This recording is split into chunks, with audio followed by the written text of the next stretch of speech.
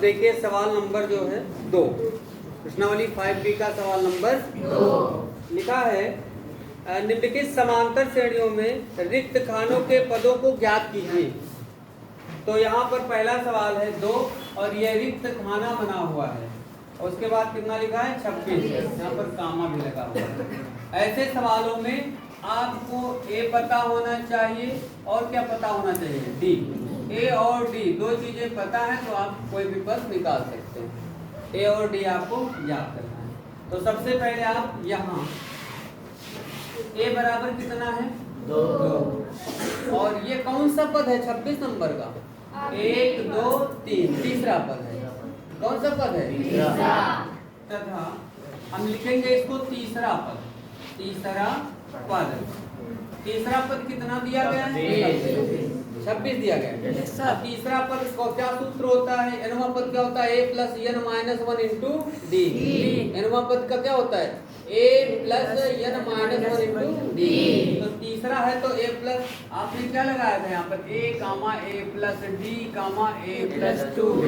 तो देख लो ये पहला है दूसरा है तीसरा।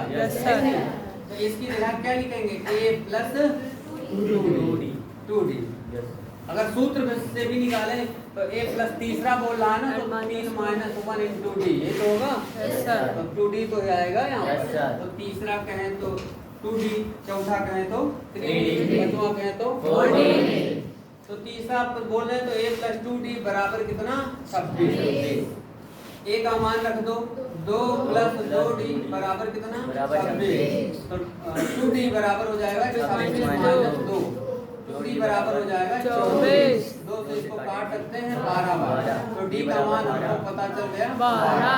अगर d पता चल गया, a पता चल गया यहाँ पर तो आराम से हम लोग निकाल सकते हैं। अब ये किस नंबर पे है इसको देखो, दूसरे नंबर पर। कितने नंबर पे, दूसरे नंबर पर। हाँ तो बस दूसरा पद निकालना है। तो इसलिए दूसरा पद बराबर क्या हो जाएगा a प्लस d।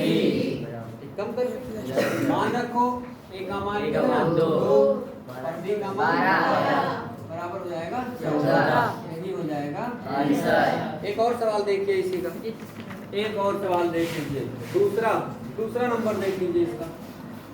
पहला जो है रिक्त स्थान है, दूसरी संख्या दी गई है 13, फिर रिक्त स्थान है, फिर दिया गया है 1।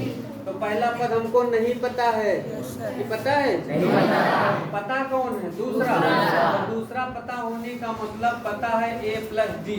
यहाँ a प्लस डी बराबर 13। ये दूसरा पद है a प्लस डी बराबर 13। ये कौन सा पद है और चौथा का मतलब a प्लस 3d। बोलेंगे a प्लस 3d तथा a प्लस 3d बराबर 3। अब इसको चाहे तो हम लोग समीकरण 1 मान लें, इसको समीकरण मान लें 2 और इससे इसको करते क्या करते हैं घटा दें।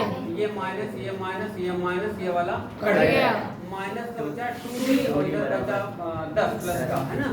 तो d बराबर हो जाएगा 10 बटे माइनस का 2, 2 पंचे 10। तो d बराबर हो जाएगा माइनस का 5।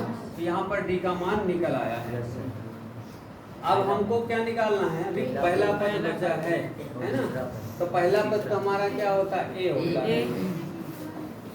ये कौन सा पद, ये d का मान पता चल गया। d का मान रख देते हैं d का मान समीकरण 1 में रखने